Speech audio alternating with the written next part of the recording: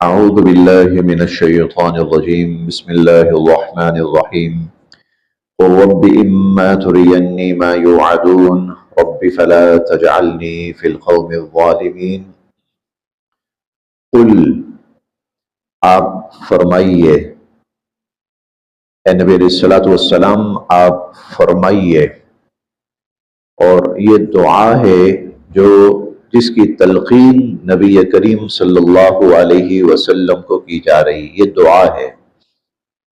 آپ یہ دعا مانگیے اور یوں کہیے، ربی اے میرے رب، اما اگر ترینی آپ مجھے دکھائیں، اما ترینی اگر آپ مجھے دکھائیں، ما یوعدون جس کا ان کفار سے وعدہ کیا جا رہا ہے، وہ عذاب جس کا ان سے وعدہ ہے، یعنی اگر وہ میری زندگی میں آ جاتا ہے، میرے سامنے آ جاتا ہے، میں اس کو دیکھوں تو ربی اے میرے رب، فلا تجعلنی مجھے شامل نہ کیجئے گا فی القوم الظالمین ان ظالم لوگوں میں۔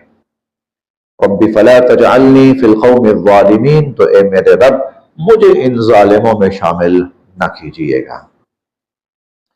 اس کا یہ مطلب نہیں ہے کہ اگر حضور صلی اللہ علیہ وسلم یہ دعا نہیں کریں گے اور عذاب آ گیا تو آپ بھی ان ظالموں کے ساتھ اس عذاب میں مبتلا کیے جائیں گے، نہیں نہیں نہیں نہیں، قطعاً نہیں، بالکل نہیں۔ اللہ کا نبی کبھی بھی گناہ کاروں کو ملنے والی سزاؤں میں شامل نہیں ہو سکتا، سوال ہی پیدا نہیں ہوتا۔ لیکن یہ دعا کیوں کروائی جا رہی ہے؟ لوگوں کو بتانے کے لیے کہ خدا کا عذاب تو ایسی چیز ہے کہ جس سے نبی بھی پناہ مانگتے ہیں، جس سے انبیاء بھی پناہ مانگتے ہیں۔ اللہ کا عذاب یعنی ایسی ڈرنے کی چیز ہے کہ نبی بھی اس کے دعا مانگتے ہیں کہ یا اللہ میں بھی اس سے حفاظت اور پناہ چاہتا ہوں۔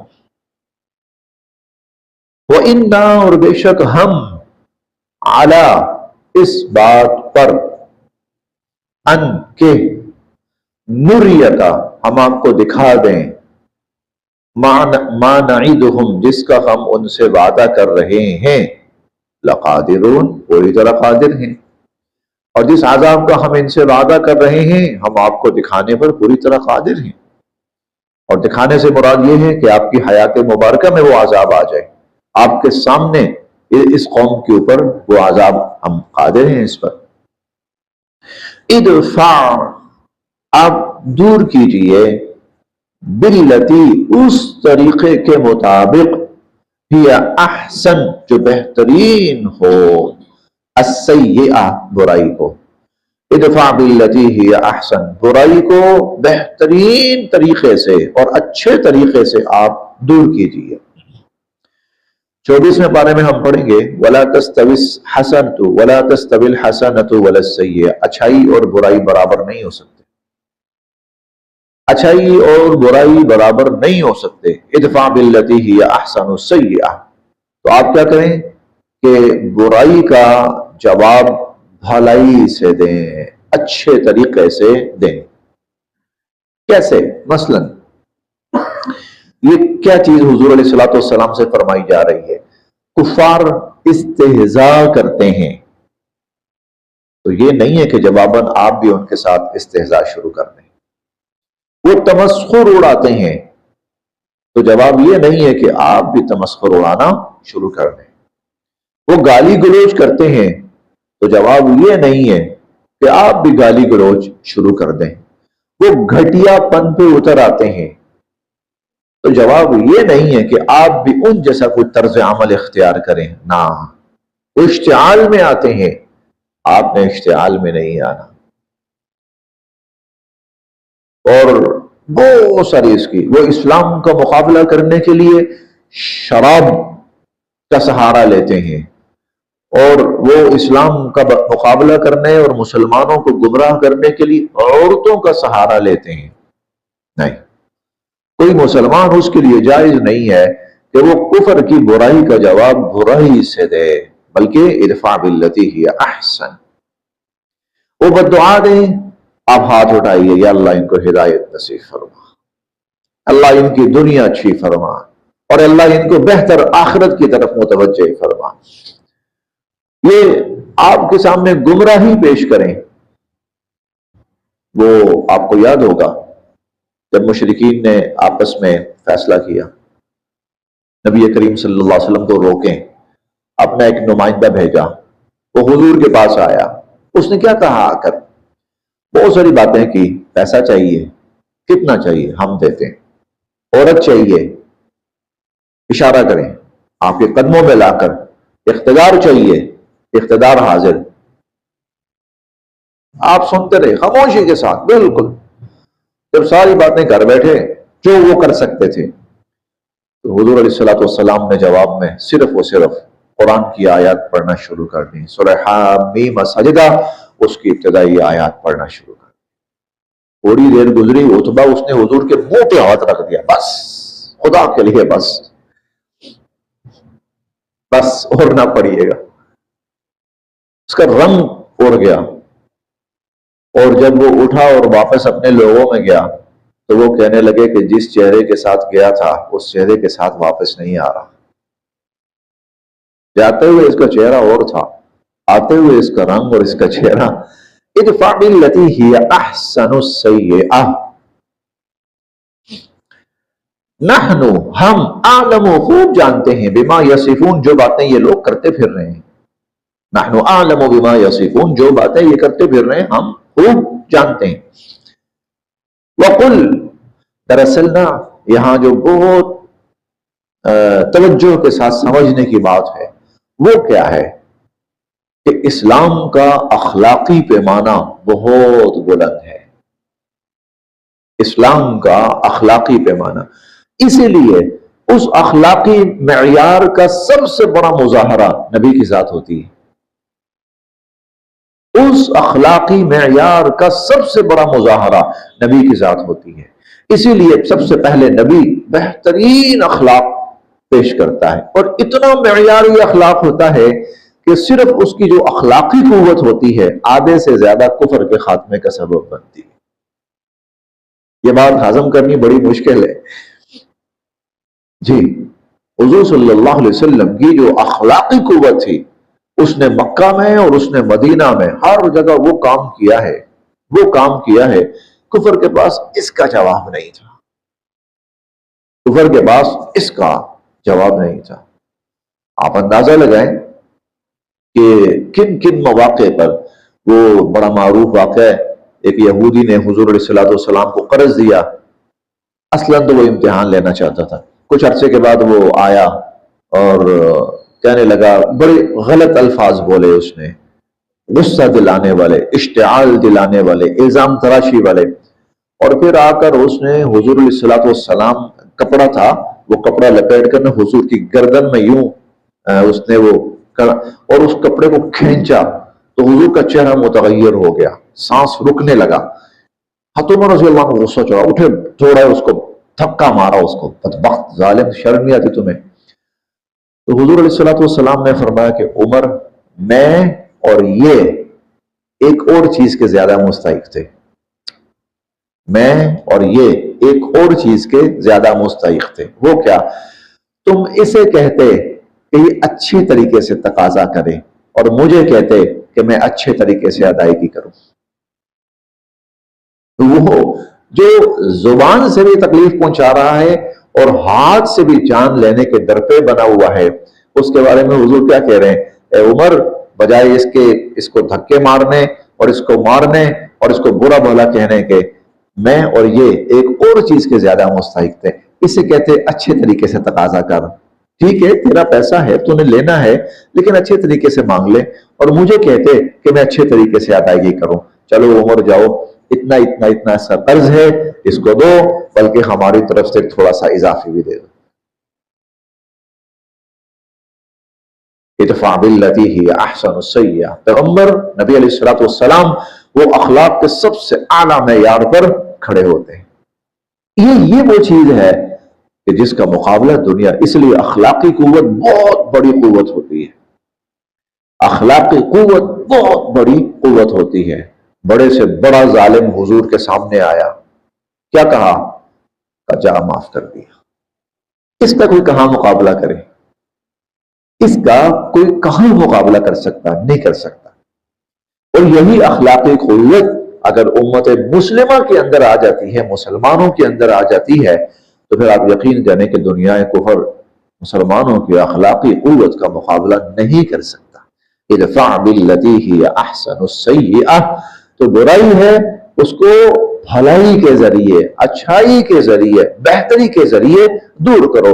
چھوٹی سی مثال دیتا ہوں، دیکھیں اگر آپ کے کپڑے پہ کیچڑ لگ گیا ہے نا، تو وہ کیچڑ کبھی بھی کیچڑ سے صاف نہیں ہوگا، اس کے لیے صاف پانی چاہیے، اس کے لیے گندگی کے لیے صاف پانی چاہیے، پاک پانی چاہیے، وہ اس کیچڑ کو دھو دے گا، صاف کر دے گا۔ اگر کسی جگہ بدبو ہے نا، تو اس کا صرف ایک حل ہے، اور وہ یہ ہے کہ وہاں پر آپ خوشبو بکھیر دیں، خوشبو بکھیر دیں، وہ بدبو ختم ہو جائے گی۔ ادفع باللتی ہی احسن السیئہ، تو برائی کا جواب بھلائی سے دیجئے۔ نحن اعلم بما یصفون، ہم جانتے ہیں یہ جو کچھ کر رہے ہیں۔ وقل، اور آپ یہ دعا کریں، ربی، اے میرے رب، اعوذ بکا، میں آپ کی پناہ میں آتا ہوں، من ہمزات الشیاطین، شیطانوں کے وسوسوں سے، میں شیطانی وسوسوں سے آپ کی پناہ میں آتا ہوں۔ وَأَعُوذُ بِكَ، اور میں آپ کی پناہ میں آتا ہوں، ربی، اے میرے رب، ان یحضرون، کہ وہ شیطانی قوتیں مجھ پر حملہ آور ہوں، میں ان سے آپ کی پناہ میں آتا ہوں۔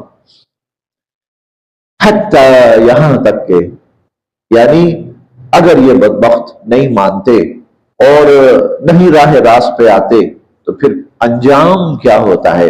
حتی، یہاں تک کہ، اذا جاء، جب آ جاتی ہے، احدہم، ان میں سے کسی ایک کی، الموت، موت، یہاں تک کہ جب ان میں سے کسی کی موت آ جاتی ہے، قال، تو کہتا ہے، ربی، اے میرے رب، ارجعون، مجھے واپس دنیا میں بھیج دیں، اے میرے رب مجھے واپس دنیا میں بھیج دیں۔ کیوں؟ لعلی، تاکہ اعمل صالحا، میں اچھے کام کروں، میں نیک اعمال کروں، میں اعمال صالحہ کروں، تاکہ میں اعمال صالحہ کروں، فیما ترکت، اپنی اس زندگی میں جو میں پیچھے چھوڑ آیا ہوں، اے اللہ جو پیچھے زندگی چھوڑ آیا ہوں اس میں مجھے واپس بھیج تاکہ میں نیک اعمال کروں۔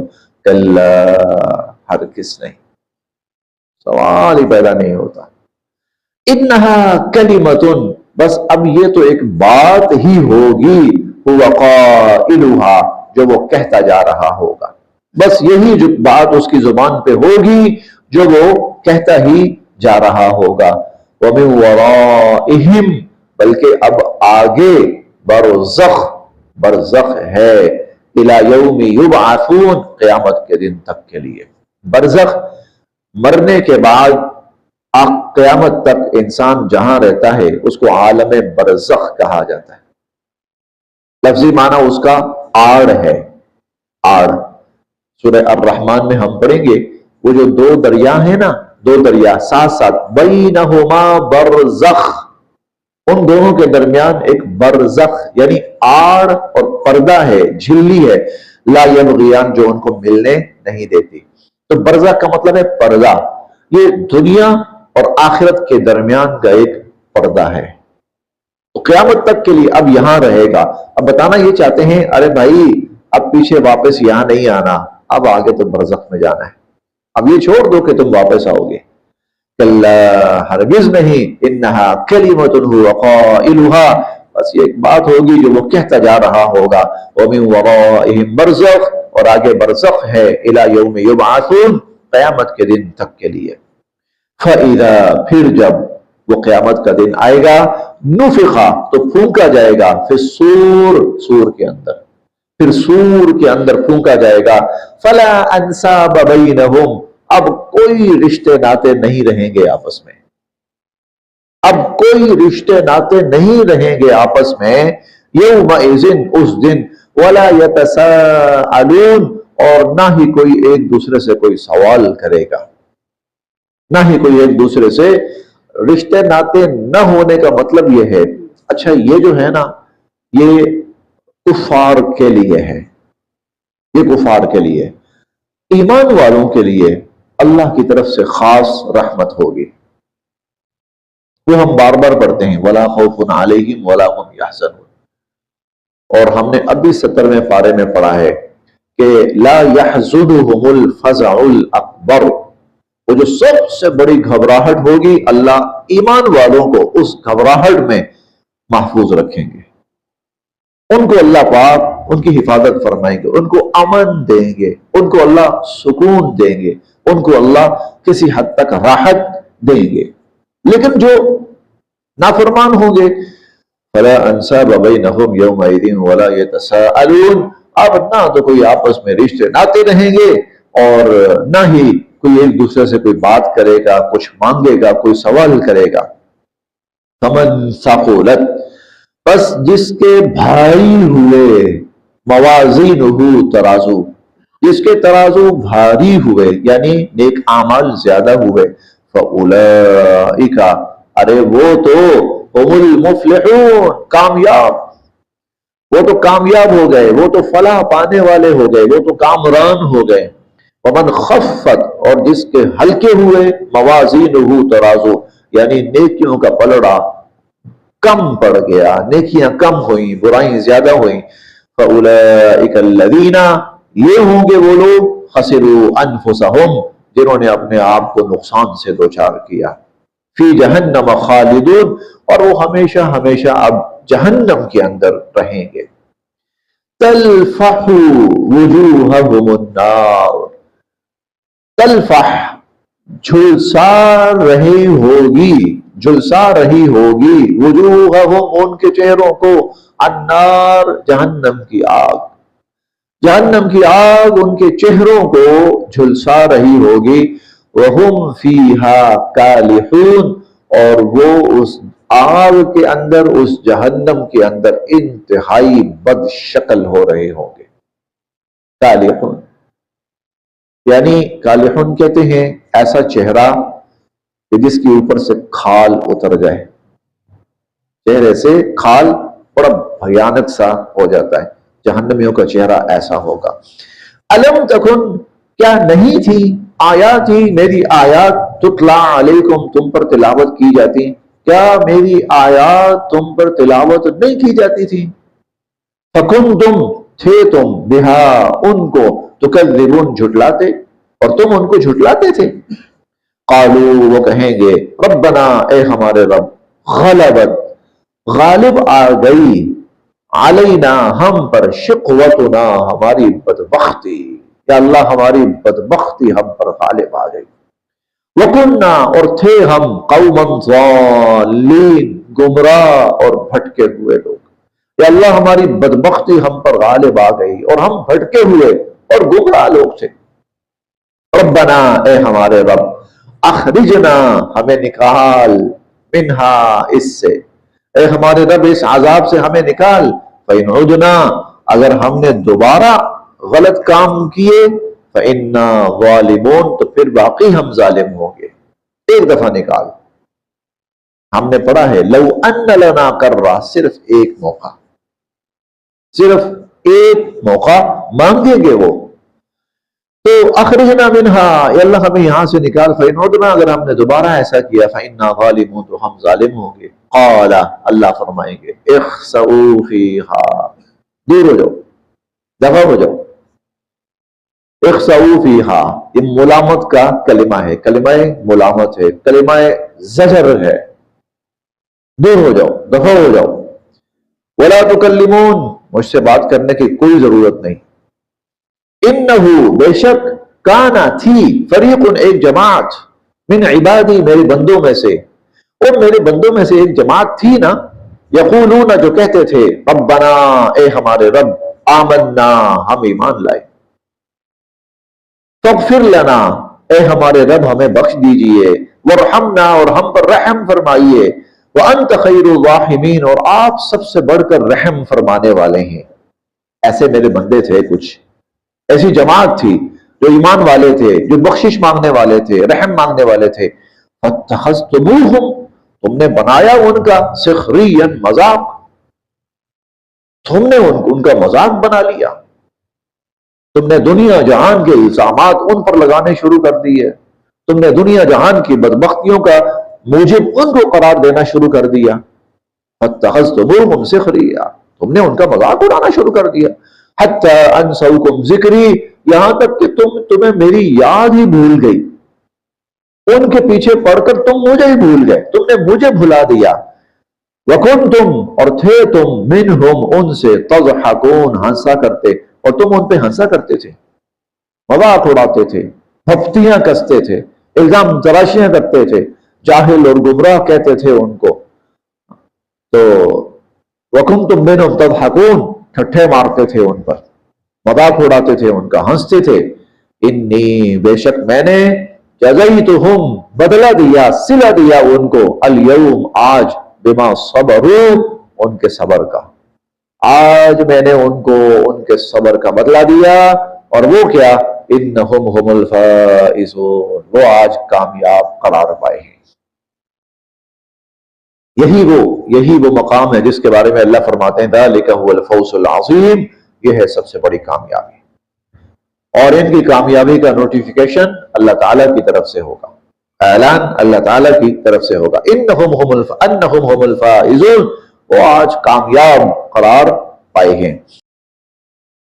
قال، اللہ تعالیٰ پوچھیں گے، کم لبثتم، ہاں جی کتنا عرصہ رہے، فی الارض، زمین میں، عدد السنین، عدد تعداد، سنین سال، سالوں جمع ہے سالوں، دنیا میں کتنے سالوں تک تم زندہ رہے، کتنے سال تم نے دنیا میں زندگی بسر کی، قالو، وہ کہیں گے، لبثنا، ہم تو رہے، یومن، ایک دن، او، بلکہ بعض یوم، ایک دن کا بھی کچھ حصہ، فاسأل العادین، اللہ شمار کرنے والوں سے پوچھ لیجئے، اگر کسی نے گنا ہے، شمار کیا ہے، تو اس سے پوچھ لیں، ایک دن نہیں تھا، ایک دن بھی پورا نہیں تھا، شاید آدھا دن تھا، ہم نے تو دنیا میں اتنی زندگی گزاری ہے۔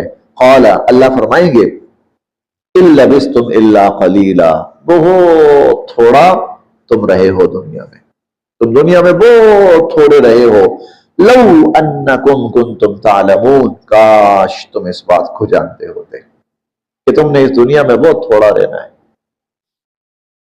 افحسبتم، کیا تم لوگوں نے یہ سمجھ رکھا ہے، انما، کہ بے شک، خلقناکم، ہم نے تمہیں پیدا کیا، عبثا، بیکار، عبثا، بیکار، مطلب کھایا پیا سوئے اٹھے عیاشی کی خواہشات پوری کی، یہ عبثا ہے، یہ بیکار، تمہارا کیا خیال ہے، ہم نے تمہیں صرف اس لیے پیدا کیا ہے، موج مستی اللہ باللہ، وَأَنَّكُمْ، اور کیا تمہیں، الینا، ہماری طرف، لا ترجعون، لوٹ کے واپس نہیں آنا،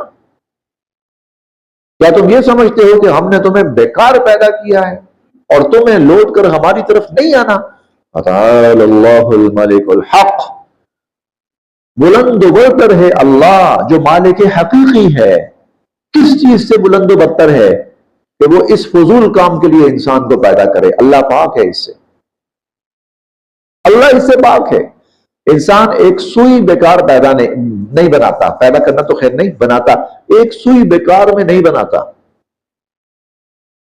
جب کوئی پرزہ ہو نا جس کی ضرورت دنیا میں ختم ہو گئی ہو تو مارکیٹیں اور کارخانے اور ادارے وہ پرزہ بنانا چھوڑ دیتے ہیں، اس کی ضرورت نہیں ہے، اب اس کی ضرورت نہیں، ڈیمانڈ، ایک پرزہ چھوٹا سا سوئی ایک بنانا چھوڑ دیتے ہیں، تو اللہ کہتے ہیں کہ تمہارا کیا خیال ہے، انسان کو ہم نے بیکار پیدا کی، اتنی بڑی مخلوق، فتعال اللہ، اللہ پاک ہے اس سے کہ وہ کوئی بیکار مخلوق پیدا کرے، لا الہ الا ہو، اس اللہ کے سوا کوئی معبود نہیں ہے، لہذا اس نے اپنی بندگی کے لیے انسانوں کو پیدا کیا ہے، لا الہ الا، اپنی بندگی کے لیے، رب العرش الکریم، وہ بڑے معزز عرش کا رب ہے، وَمَن يَدْعُو، اور جو پکارے گا، اللہ، اللہ کے ساتھ، الہًا آخر، کسی اور کو معبود بنا کر، جو اللہ کے سوا کسی اور کو معبود سمجھ کر پکارے گا،